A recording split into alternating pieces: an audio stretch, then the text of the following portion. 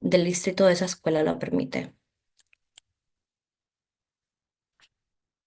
La Ley de Migración y Derechos en la Educación.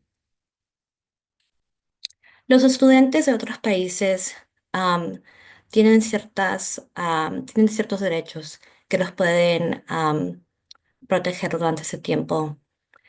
Los estudiantes no pueden, las escuelas no pueden negar una educación pública o gratuita a los estudiantes indocumentados en edad escolar que residen dentro de su jurisdicción porque no tienen una ciudadanía estadounidense válida o una visa de estudiante.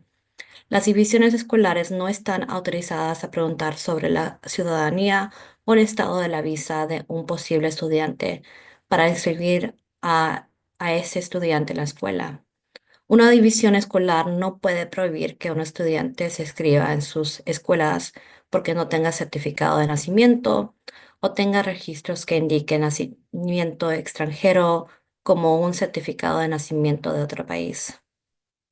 Los estudiantes que se transfieren de escuelas secundarias en otros países aún son elegibles para la inscripción como personas en edad escolar, según lo disputo en el Código de Virginia, a menos que no tengan un diploma comparable en la escuela secundaria en su país extranjero. También hay circunstancias especiales que afectan a estos estudiantes. Si un estudiante extranjero tiene educación especial o puede calificar para esos servicios porque tiene una discapacidad, los estudiantes a necesidades especiales pueden ser elegibles para educación especial y servicios relacionados hasta los 21 años si no han graduado con un diploma comparable de una escuela secundaria ubicada en un país extranjero. Estudiantes de 12 años o más, am, debajo de la ley, las juntas escolares pueden aceptar y proporcionar programas para estudiantes para quienes el inglés es un segundo idioma que ingresen a la escuela en Virginia por primera vez a después de los 12 años. Como le dijimos antes, esos estudiantes tienen el derecho de poder estar en la escuela hasta los 22 años, dependiendo de la decisión del distrito local. En Estados Unidos, todos los estudiantes, desde el jardín de infantes hasta el 12 grado, pueden ir a la escuela pública local de forma gratuita, sin importar dónde nacieron o cuál es su estatus migratorio. Esto incluye estudiantes inmigrantes, que son inmigrantes ellos mismos, refugiados, indocumentados o no hablan inglés. Los niños que tienen la edad suficiente para ir a la escuela deben asistir. Si no lo hacen, podrían meterse en un problema por absentismo escolar y sus padres podrían enfrentar consecuencias legales. Las escuelas no pueden exigir un número de seguro social para permitir que un estudiante se inscriba en la escuela. Las escuelas no pueden exigir un certificado de nacimiento que sea de Estados Unidos para inscribirse en la escuela. Sí, las escuelas sí pueden solicitar un certificado de nacimiento para demostrar la edad de un estudiante, pero deben aceptar certificados de nacimiento de otros países. Si un estudiante no tiene un certificado de nacimiento, hay otra manera de demostrar su edad para que aún pueda ir a la escuela. Las escuelas que no deben preguntar ni mantener registros de estado migratorio de un estudiante o de sus padres. Los niños deben asistir a la escuela a la que están asignadas por su zona de asistencia. Sí hay maneras que un estudiante puede atender otra escuela, pero normalmente si un niño está designado a ir a una escuela por su zona de asistencia o domicilio, debería atender esa escuela si no hay una condición especial. Las escuelas exigen un comprobante de domicilio para poder inscribir a un niño en la escuela. Es un delito usar una dirección diferente, como la de un miembro de la familia, para inscribir a un niño en una escuela o distrito escolar diferente. Los adultos pueden ser acusados de un delito y se les puede obligar a pagar dinero a una escuela si mienten sobre la dirección de la casa de un niño para que él pueda inscribirse en la escuela ahí. Un estudiante se considera sin hogar. Aquí vamos a hablar un poquito más de las leyes que protegen a los estudiantes, específicamente platicando de McKinney-Vento. Debajo de la ley de McKinney-Vento, si un estudiante se considera sin hogar, si vive en un refugio, automóvil, edificio vacío con diferentes personas, sea que sea couchsurfing o doblemente dos familias en una casa, o afuera. Si no tiene hogar, estos estudiantes pueden calificar para McKinney-Vento, incluso si todavía viven con sus padres. Si los padres o guardianes de un estudiante son removidos, por ejemplo, son detenidos, arrestados o deportados, el estudiante podría calificar para recibir ayuda gratuita de la escuela bajo la ley de McKinney-Vento.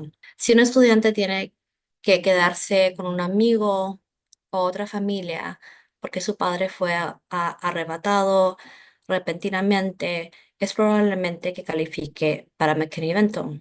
Pero si un padre planea con anticipación que su hijo va a vivir en otro hogar de forma permanente mientras que está en la cárcel o es deportado o hay otra condición donde no está presente, es probablemente que el niño no califique para McKinney-Vento. Cada distrito escolar tiene un enlace de McKinney-Vento, que es alguien que está apuntada para poder ayudar con esto. El trabajo de esa persona es encontrar estudiantes que califican y asegurarse de que obtengan ayuda. Un estudiante que califica bajo McKinney-Vento puede comenzar la escuela de inmediatamente, incluso sin el papeleo habitualmente que normalmente se requiere para ingresar. Debajo de McKinney-Vento también pueden ayudar con transporte gratuito, libros, comida, escolares, tutoría y programas para ayudar a los estudiantes a graduarse. Si ustedes creen que pueden calificar para McKinney-Vento, deberían platicar con su enlace de McKinney-Vento en su escuela. Y eso lo pueden encontrar por buscándolo en Project Hope, que está aquí en el enlace. Bueno, ahora vamos a platicar un poco de derechos de privacidad debajo de la ley de FERPA. La Ley de Derechos Educativos y Privacidad de Familia, o FERPA, conocida por sus siglas en inglés, es una ley de privacidad de todos los estudiantes, incluyendo los estudiantes inmigrantes o indocumentados. Las escuelas no pueden compartir, debajo de esta ley, las escuelas no pueden compartir información personal sobre un estudiante sin el permiso por escrito de los padres o el estudiante si es un adulto, excepto en algunos casos especiales. Esta información que está cubierta debajo de FERPA incluye la raza, nacionalidad, sexo, número de seguro social, lugar de nacimiento, apellido de soltero de madre, calificaciones, ciudadanía, religión y más. Las escuelas sí pueden compartir información del directorio, a menos que los padres decidan mantenerlo privado, y esto pueden hacerlo por contactarlo a la escuela directamente. Esta información que sí pueden compartir, si no hay un pedido del padre que no lo compartan, incluye el nombre la dirección, el número de teléfono, la especialidad del estudiante. Por ejemplo, si el estudiante está estudiando algo específico, el cuándo asiste a la escuela, si está inscrito actualmente y su nivel de grado y sus premios. También existe excepciones adicionales a FERPA. A diferencia de otros registros mantenidos por la escuela, los registros mantenidos por los oficiales de policía escolar o las fuerzas del orden escolar no son protegidos debajo de FERPA.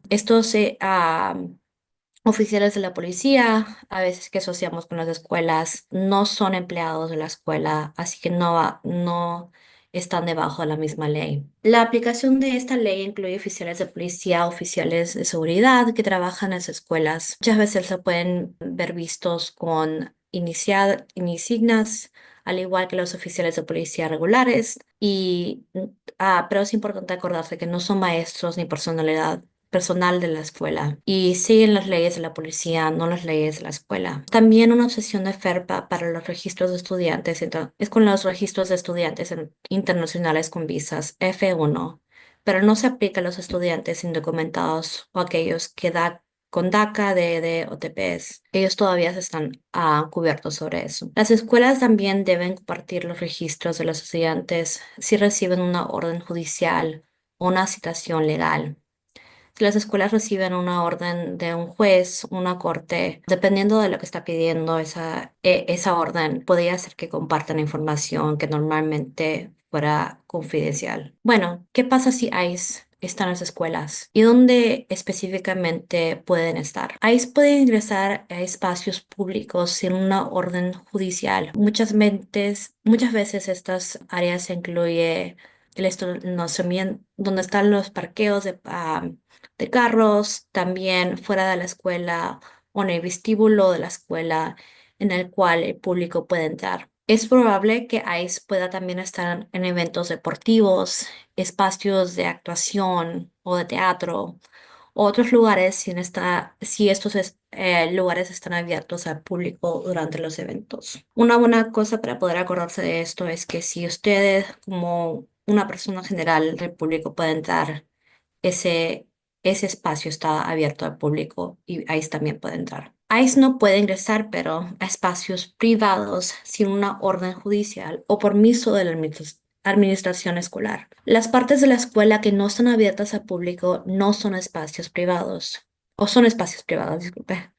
La mayoría de los padres de las escuelas son espacios, la mayoría de partes de las escuelas son espacios que requieren identificación y permiso para ingresar y no están abiertos al público. Los pasillos, comedores, gimnasios, auditorios y más probablemente son privados, a menos que estén abiertos al público. Las aulas y las áreas exclusivas para empleados, como las oficinas de personal y las que el público no puede ingresar, también son espacios privados. Pero ¿qué pasa si hay una orden de arresto o una citación? Una citación es un tipo de carta especial de una corte que les dice a alguien que debe hacer algo como presentarse ante el tribunal o dar cierta información. Una orden judicial es un permiso especial de un tribunal para ingresar a un lugar o buscar a una persona o para hacer un arresto de una persona. Esto es como una regla muy seria que se tiene que seguir. Por ejemplo, si un joven quiere ver los registros escolares, puede enviar una citación a la escuela diciéndoles que deben, si un juez quiere ver los registros de un escolar, pueden enviar una citación a la escuela diciéndoles que deben obtener esta información de los registros. Pero no todas las citaciones y órdenes judiciales son iguales. Algunas son solo de agencias gubernamentales y no tienen el poder de un tribunal real. Es importante saber esta diferencia. Una citación real tiene que ser firmada por un juez de un tribunal estatal o federal. Damos un consejo que ustedes pueden empezarlo como sigue. Una citación o orden judicial real de un juez es como una orden de tu jefe que tienes que seguir, mientras que una orden administrativa de una agencia es como si fuera un compañero de trabajo que pide que le ayudes con algo. No lo tienes que seguir a menos que te diga el jefe o tengas una orden judicial que te dirija a hacerlo. Creo que aquí, ok. Aquí lo ponemos también para que puedan ver como dice aquí, judicialmente, si es una orden que tiene su nombre, que está firmada por un juez, que no está expirada, eso sí es algo legal que puede, que tiene ah, tiene más poder. Mientras que una orden administrativa, sea del Department de Homeland Security, no tiene el mismo poder para pedirle eso. Aquí un ejemplo de una orden administrativa. Como les dije, esto no está hecho por un juez. Esto es una agencia, en este ejemplo es el DHS o el Departamento de Homeland Security. También estas órdenes muchas veces no tienen una firma de un oficial de inmigración. Tienen que leerlo muy bien para ver la diferencia entre la administrativa y la judicial. Y a veces también estas órdenes tienen escrito aquí que es una orden de ICE administrativa y esto no autoriza que inmigración entre a su casa o en este ejemplo entre a un espacio privado. Una orden judicial sí tienen mucho más poder y normalmente pueden notar la diferencia porque está hecha por una corte. Dice palabras como search y warrant y tiene lo siguiente. No está firmada por un juez con el nombre aquí abajo y es importante también notar si esta orden judicial no está aspirada, no puede pasar los 14 días, o si no está aspirada, y tiene su nombre escrito correctamente. Ley y derechos de la discapacidad en educación. La educación especial. La educación especial es un sistema de servicios y apoyos diseñados para satisfacer las necesidades específicas de aprendizaje de un niño con una discapacidad. La educación especial puede abordar muchos problemas más allá de las tareas escolares, tales como acomodaciones físicas, dónde se sienta un estudiante en una aula, si necesita acomodaciones físicas adicionales que le puedan ayudar a aprender. Acomodaciones para los exámenes y instrucción, por ejemplo, como más tiempo en un examen o tener un espacio especial donde puedan tomar un examen o ciertos servicios. También esto puede incluir planes de manejo de conducta como apoyos para prevenir el mal comportamiento y enseñar habilidades sociales. La educación especial puede incluir muchos servicios no necesariamente educativos, como transporte, asesoramiento y entrenamiento para trabajos laborales. Este conjunto de servicios diseñados individualmente es dado sin costo alguno para la familia del niño. La educación especial puede ser dada a los estudiantes que, que tienen estas condiciones aquí. Si su niño tiene autismo, si hay un retraso en desarrollo, perturbación emocional, discapacidad intelectual, discapacidad específica de aprendizaje, discapacidad de habla o del lenguaje o otros impedimentos para la salud. En la educación especial hay ciertos pasos que llegan a pasar antes que un niño pueda recibir servicios y calificar. Primero hay la identificación.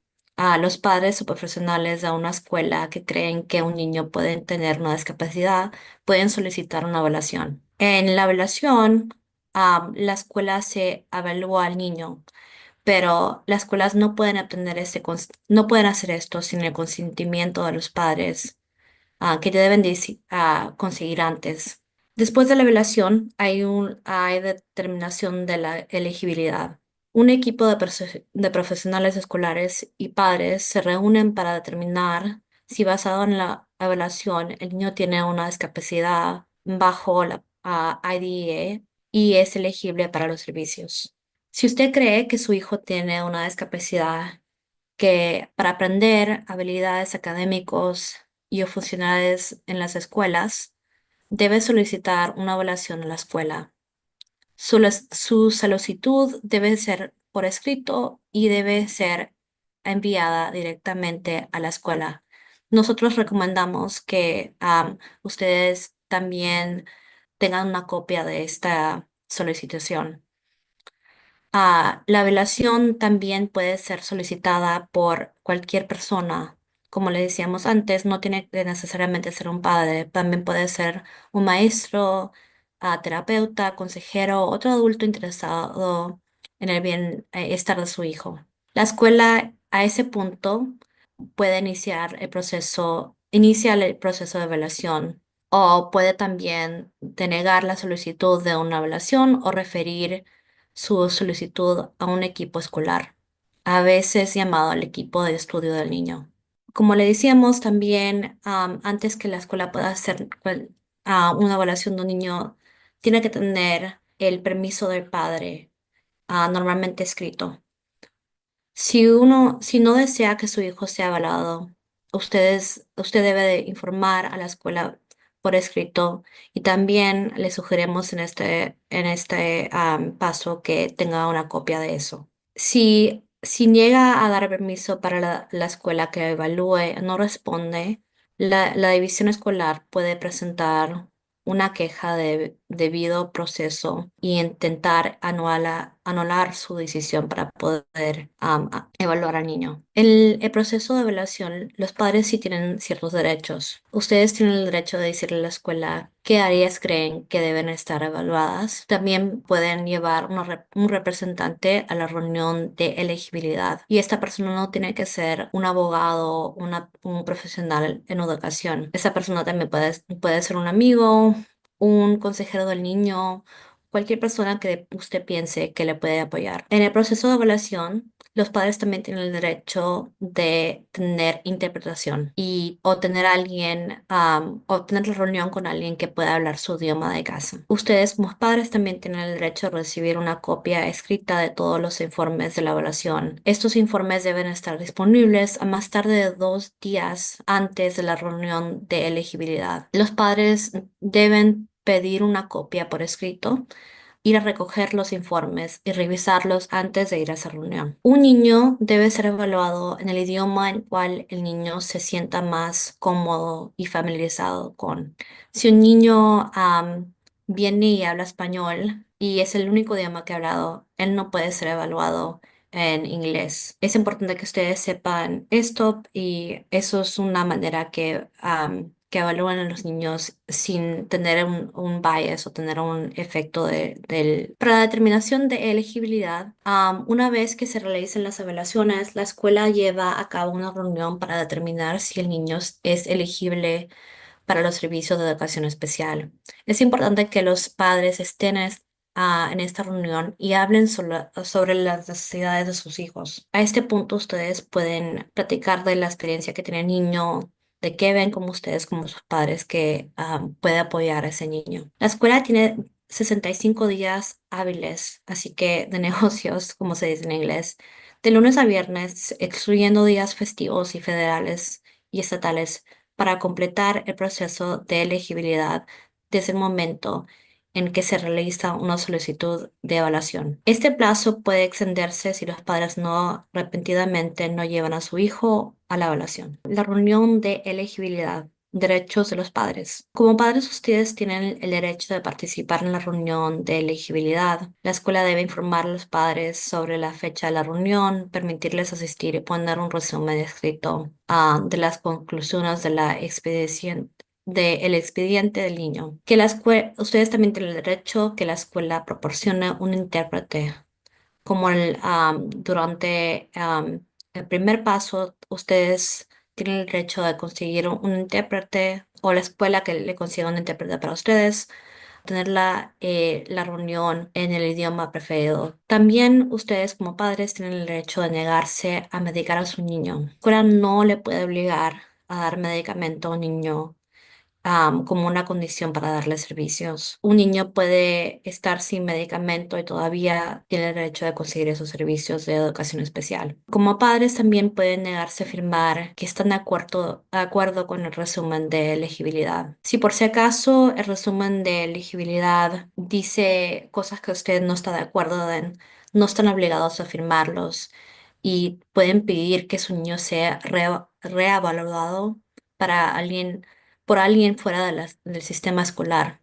Y esto no viene sin ningún costo para el padre y la escuela tiene que cubrir esto. Esta evaluación externa a veces es llamada evaluación educativa independiente o IEE por sus siglas en inglés. Para los IEPs, si el niño es elegible, un equipo de profesionales de la escuela y los padres deben reunirse para desarrollar un plan educativo individualizado para el niño que aborde sus necesidades, metas y servicios. Padres pueden estar de acuerdo o en desacuerdo con el IEP y solicitar una evaluación independiente adicional cubierta por la escuela, como le decíamos antes. Los padres deben dar su consentimiento para que el niño reciba servicios de educación especial y los padres deberían recibir informes de progreso, reuniones anualmente para revisar el IEP y la oportunidad de tener reevaluaciones según sea necesario. Los padres siempre pueden solicitar una reunión del IEP fuera de la reunión anual para discutir cambios con el IEP. En un IEP se incluye los servicios que recibe un niño, dónde recibirá los servicios, cuándo comenzarán los servicios, cuánto tiempo duran los servicios y y cuándo se medirá el progreso del niño. El IEP es un compromiso escrito de la escuela de los servicios que le brindará a un niño. Cualquier servicio que los padres y la escuela acuerden debe estar por escrito en el IEP. El IEP también contiene metas y objetivos basados en los niveles actualmente del niño. El IEP, como le decíamos, del estudiante también debe abordar las necesidades relacionadas con el lenguaje del estudiante. Si un niño tiene una discapacidad, una acomodación y también habla otro idioma de parte de inglés o es LEP, debería por ley recibir los dos servicios. Es importante que el equipo del IEP incluya participantes que conozcan las necesidades lingüísticas de estos estudiantes. En la reunión de IEP, los padres también tienen los derechos de aquí. Las escuelas deben invitar a los padres a la reunión y tomar medidas razonables para garantizar que puedan asistir, incluyendo la programación en un momento y lugar acordados. Los padres pueden llevar a personas a la reunión para que les apoyen, como sus amigos, otros familiares y también abogados o defensores. Los padres tienen derecho a un intérprete sin costo a ellos. Los padres tienen un derecho a registrar a registros escolares de sus hijos, incluidas las evaluaciones realizadas para determinar la elegibilidad, borrador del IEP propuesto y cualquier informe de evaluación de los proveedores de servicios antes de la reunión. Los padres tienen el derecho de estar en desacuerdo con el IEP propuesto por la ley y negarse a afirmar que están de acuerdo al final de la reunión del IEP. Los estudiantes con discapacidades también tienen que tienen un caso de disciplina, también tienen ciertos protección, maneras de ser protegidos adicionalmente. Un niño con una discapacidad no recibe consideración especial cuando una escuela da una suspensión a corto plazo, sea de 10 días o menos. Pero si un niño con una discapacidad recibe una consideración especial,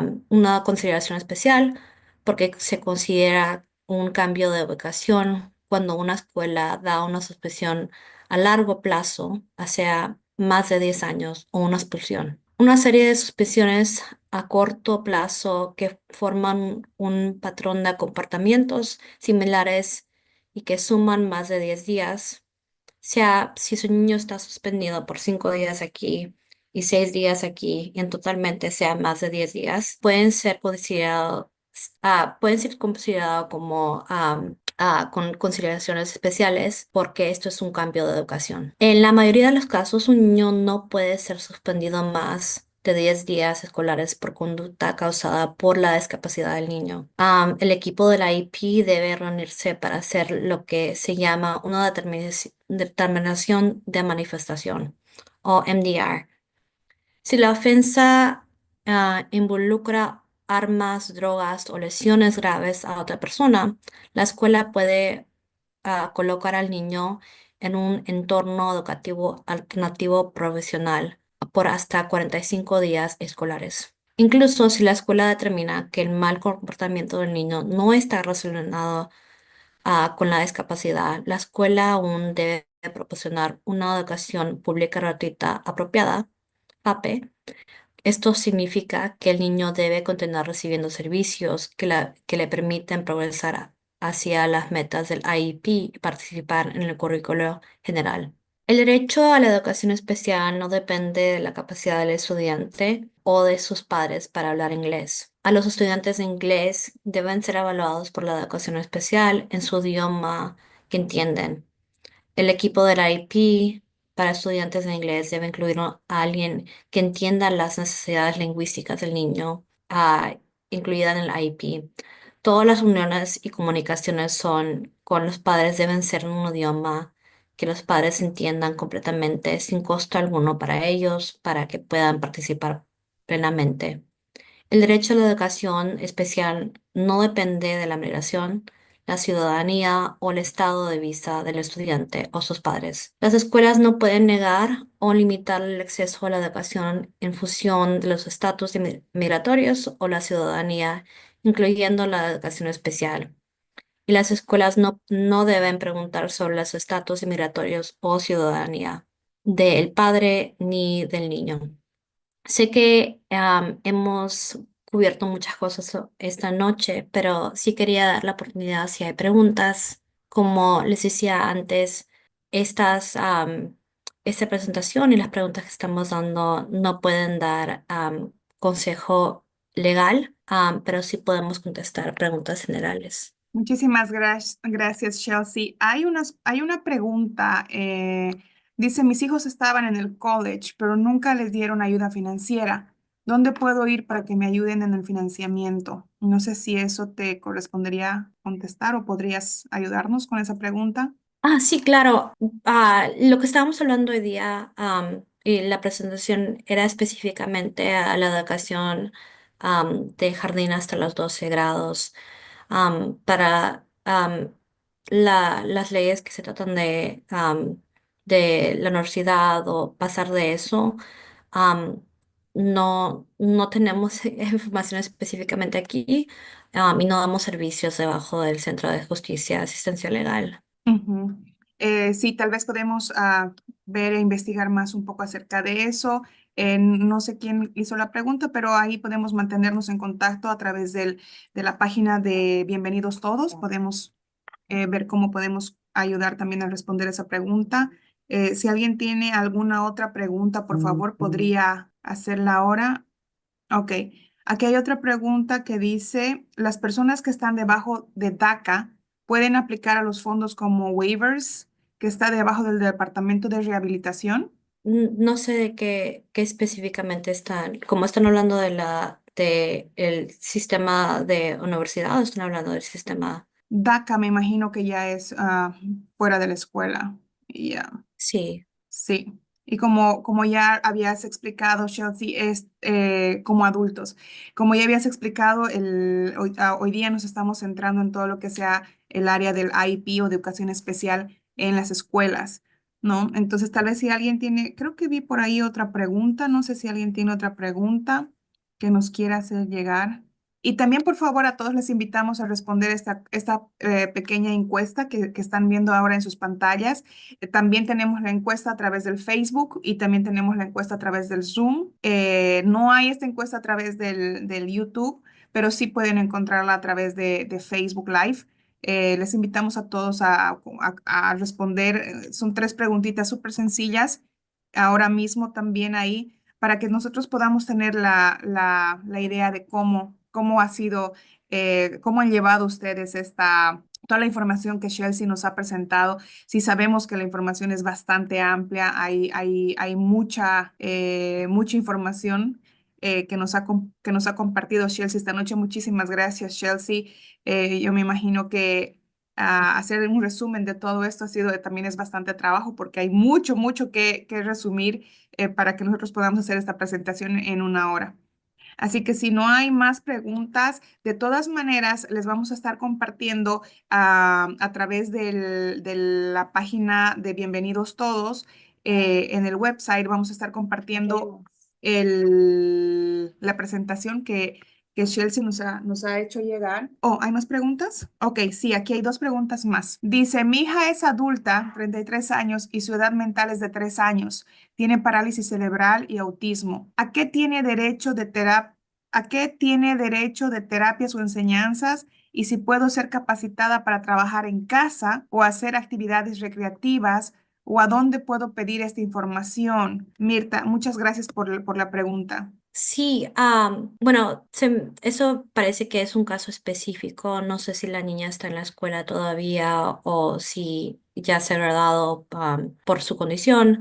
Les, yo le recomendaría, aquí tenemos nuestro contacto, no sé si lo pueden ver, disculpa. Ahí sí. Si tienen algunas preguntas, de parte de qué servicios pueden conseguir adentro de la escuela.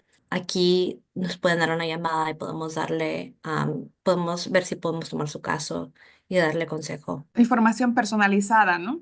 Sí, Dependiendo al caso. sí. Y también Francis Quintana dice, ¿los servicios como terapia de lenguaje tienen un tiempo determinado o depende de la necesidad de cada niño? Eso depende de la necesidad de cada niño. Excelente. También, ¿y cómo y dónde se puede obtener información para la capacitación de los padres? Capacitación como los servicios que le dan a los padres o... Sí, tal vez tendría que, Francis, un poco detallarnos ahí tu pregunta, pero todas las organizaciones que apoyan a todas las personas con discapacidades tienen proyectos que están promoviendo para ya sea capacitar a los padres, ya sea como el día de hoy hemos tenido el apoyo de Chelsea a través del centro de Legal Aid o Centro de Justicia, de Asistencia Legal. eh, Hay bastantes organizaciones que están trabajando para poder capacitar y empoderar a los padres el día de, bueno, en estas épocas. Así que te invito, Francis, a seguir participando en en estos talleres o seminarios que estamos promoviendo. También Lorena tiene algo que decir. Sí, yo solo quería comentar que pues estamos muy agradecidos, Chelsea, por esta presentación y esta información que es muy necesitada en nuestras comunidades, especialmente durante este tiempo. Y quería preguntar una pregunta. ¿Y si un padre el niño está teniendo educación especial en la escuela y ellos han sido negados servicios por sus estatus? ¿Cómo se puede navegar a comenzar el proceso de pues, poder defender los derechos de su hijo debajo de esta ley?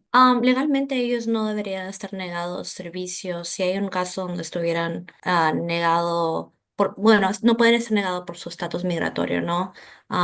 FERPA y IDEA existen sin importar el estatus migratorio del padre o del niño.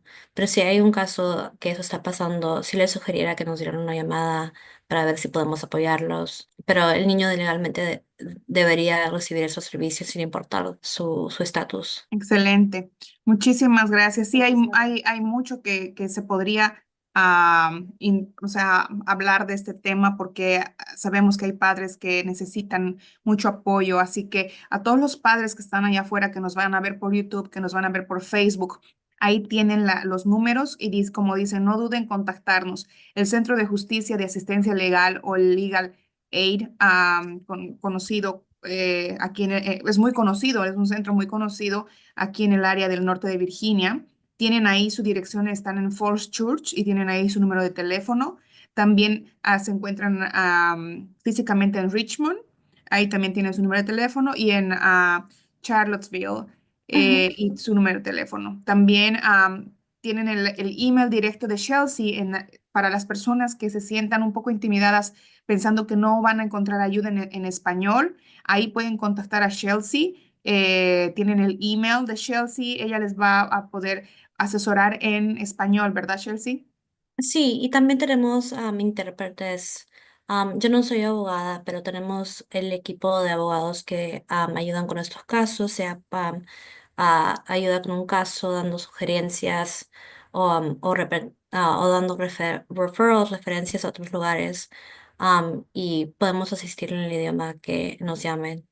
Así es, muchísimas gracias, Chelsea. Y también tenemos el email de Amber. Amber nos ha ayudado hoy día a mediodía con la sesión en inglés.